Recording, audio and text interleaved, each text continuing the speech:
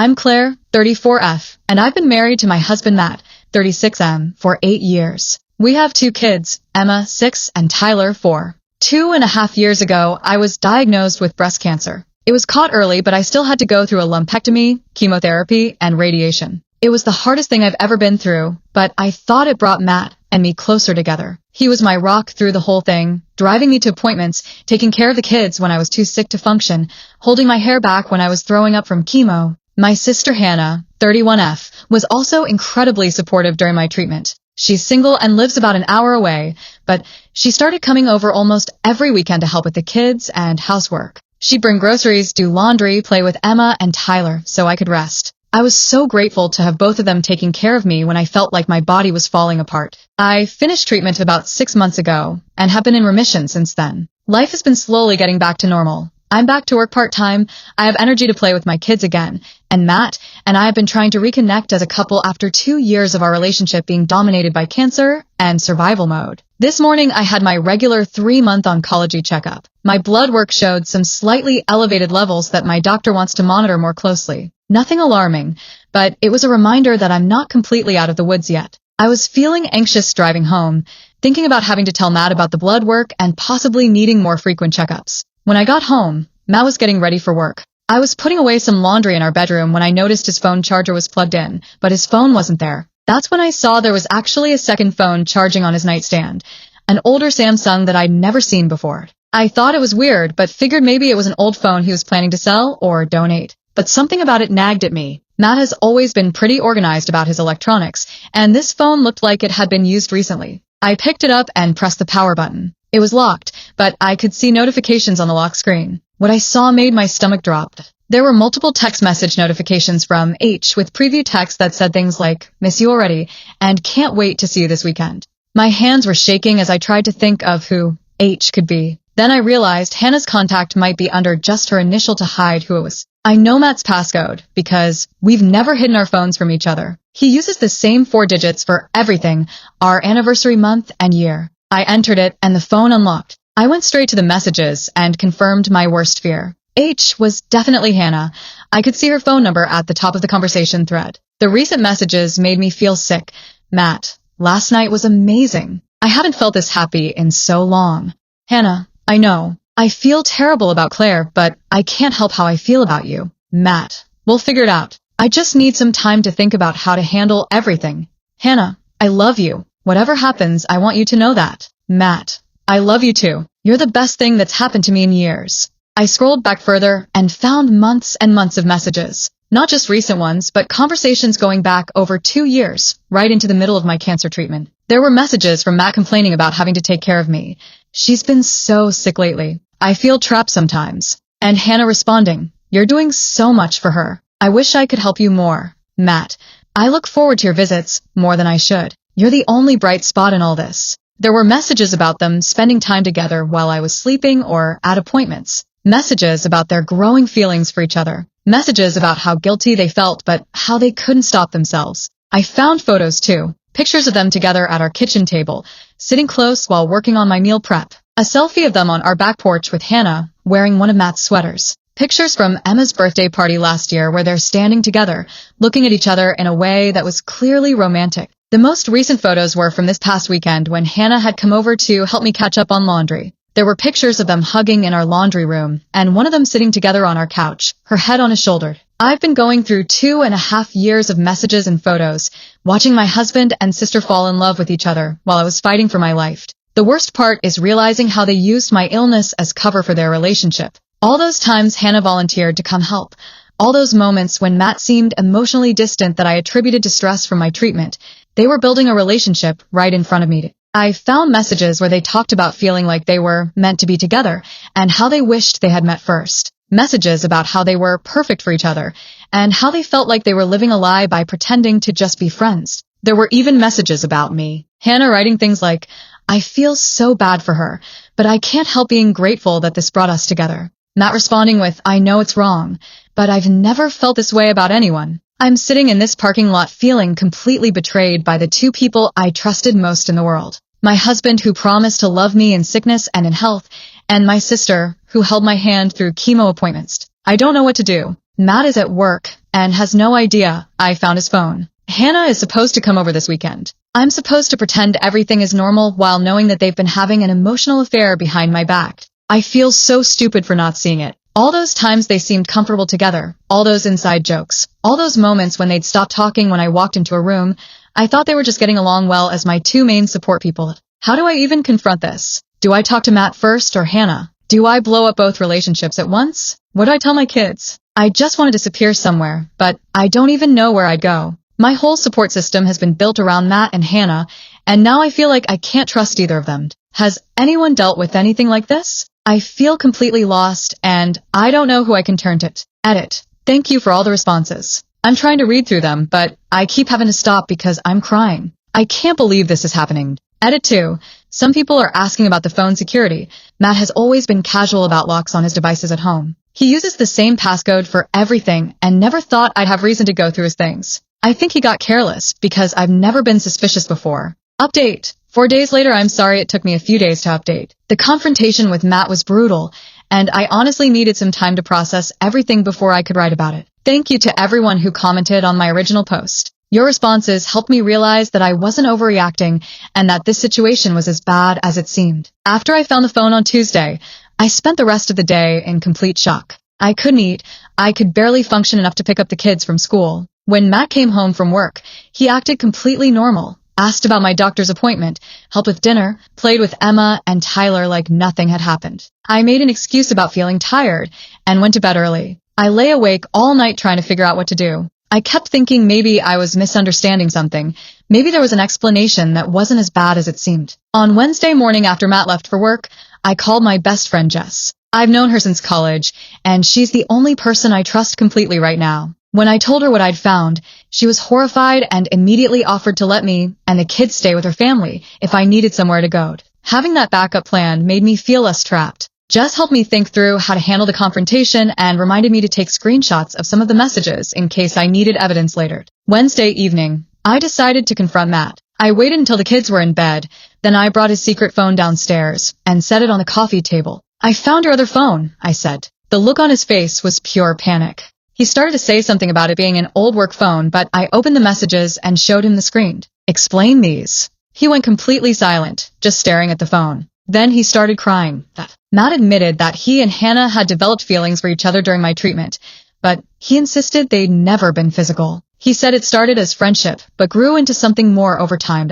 When I asked how long they'd been in love, he said about 1.5 years. 1.5 years of him telling my sister he loved her while I was going through chemo and radiation.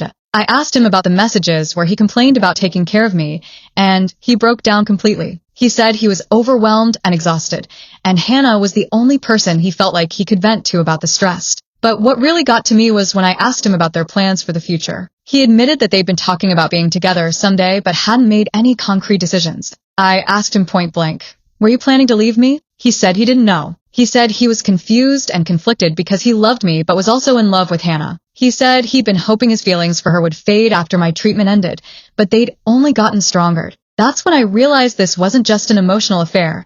It was a full-blown relationship that they'd been building while I was fighting cancer. I told Matt I needed him to leave the house for a few days, so I could think. He begged me not to kick him out, but I couldn't stand to look at him. He packed a bag and went to stay with his brother. I told the kids that Daddy had to go visit Uncle Mike for work. The next day, I called Hannah and asked her to come over. When she arrived, she seemed normal at first, brought coffee for both of us, asked how I was feeling, gave me a hug. I waited until we were sitting down, then I showed her one of the message screenshots on my phone.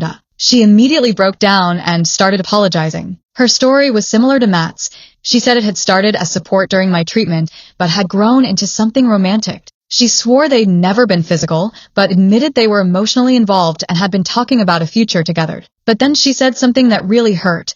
"I never meant for this to happen, but being around you and Matt and the kids so much, it felt like I was getting to experience the life I'd always wanted." She'd been using my illness as an opportunity to play house with my family. When I asked her how she could do this while I was going through cancer, she said she tried to fight her feelings but couldn't. She said she kept telling herself she was helping both of us by being there for Matt when I couldn't be. I told her to leave and not come back. She begged me to let her explain more, but I was done listening. After she left, I called my parents and told them everything. They were devastated. My mom cried, and my dad was furious. They said they'd support whatever I decided about Matt, but they were deeply disappointed in Hannah. The kids have been asking when Daddy is coming home and when Aunt Hannah is visiting again. I've been telling them that both of them are dealing with some grown-up problems right now and need some time to figure things out. Matt has been texting constantly asking to come home and talk, but I'm not ready. Every time I look at him, all I can think about are those messages and photos. I'm looking for a therapist who specializes in infidelity. I need professional help to process this betrayal on top of everything I've already been through with cancer. I don't know what happens next, but I know I can't pretend this didn't happen. Update, 3 weeks later. The past 3 weeks have been incredibly difficult, but I'm starting to see a path forward. I found a therapist who specializes in betrayal trauma and infidelity. She's been helping me understand that what I'm experiencing is a form of emotional shock, especially given that it happened during such a vulnerable time in my life. She's also helped me realize that I need to separate my gratitude for Matt's caregiving during my treatment from my evaluation of him as a husband. Being a good caregiver doesn't excuse having an emotional affair. Matt and I have had several long conversations over the past few weeks. He's been staying with his brother, but seeing the kids regularly. We've managed to keep things civil for their sake, but it's been painful. He's been completely honest about the relationship with Hannah, which I appreciate even though it hurts to hear. They never had sex, but they were emotionally intimate in every other way. They said, "I love you." They made plans for the future. They talked about what their life together would look like. He said the relationship gave him an escape from the stress and sadness of my illness. When he was with Hannah, he could pretend our life wasn't falling apart, that he wasn't scared of losing me, that he wasn't exhausted from being a caregiver. I understand that my illness was stressful for him too, but instead of talking to me about it or getting professional help, he chose to build a relationship with my sister. The part that hurts most is that he said he'd been planning to end things with Hannah after I finished treatment, but then realized he didn't want to. He'd fallen too deeply in love with her. He's begged me to go to couples therapy to give him a chance to rebuild my trust. But I don't think I can get past this. Every time he touches me, I think about him touching her. Every time he says he loves me, I remember him saying the same thing to Hannah. I've started talking to a divorce attorney. I haven't made a final decision yet, but I want to understand my options. The kids are doing okay. They miss their dad and aunt, but they're adapting to the new routine. Emma has asked a few times if mommy and daddy are going to get divorced,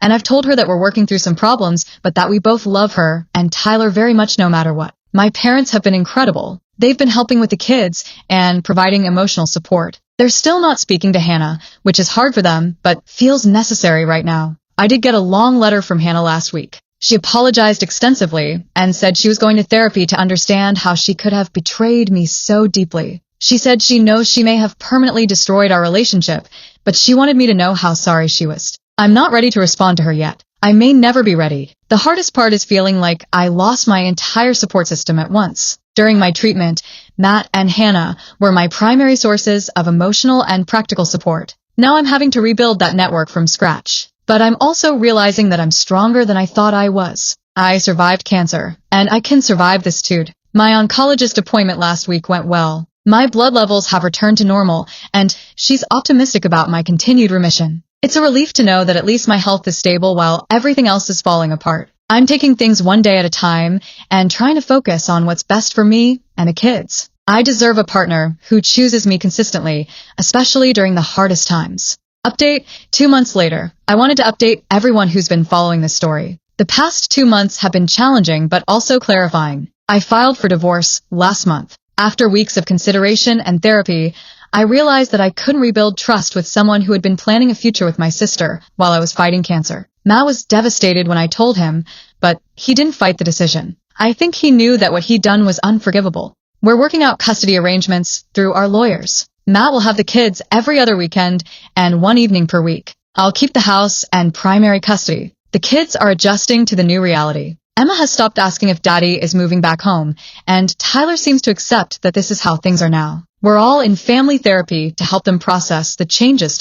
I've been seeing my individual therapist twice a week, and it's been incredibly helpful. We've been working on rebuilding my sense of self-worth and helping me understand that I didn't cause this betrayal by getting sick. She's helped me see that I had been so focused on being grateful for Matt's support during treatment that I'd overlooked signs that he was emotionally unavailable. The affair wasn't just about Hannah. It was about Matt's inability to handle difficult emotions in a healthy way. Work has been going well. I've been throwing myself into projects and my colleagues have been very supportive. It's been good to have something that's entirely mine to focus on. I've also started volunteering with a cancer support organization, helping newly diagnosed patients navigate treatment. It's been meaningful to turn my experience into something that helps others. As for Hannah, we still haven't spoken directly. She's tried to reach out through our parents a few times, but I'm not ready. The betrayal from her feels different than Matt's. She was my sister, my closest friend, someone I trusted completely. My parents are heartbroken about the situation with Hannah. They're trying to maintain relationships with both of us, but it's difficult when we're not speaking to each other. I found out recently that Matt and Hannah are officially together now. They're living together in an apartment across town. Part of me was hurt when I heard that, but mostly I felt relieved that I don't have to wonder anymore. I've actually started dating someone new. His name is Brian, and we met through mutual friends. He's a teacher, divorced with one daughter. He knows about my cancer history and my divorce, and he's been incredibly patient and understanding. What I love about Brian is how straightforward he is. He doesn't make me guess what he's thinking or feeling. He's never made me feel like I need to compete for his attention or affection. The kids have met him a few times, and they seem to like him. Emma told me she thinks he's nice and funny, which is high praise from her. I'm taking the new relationship very slowly. I'm still healing from the betrayal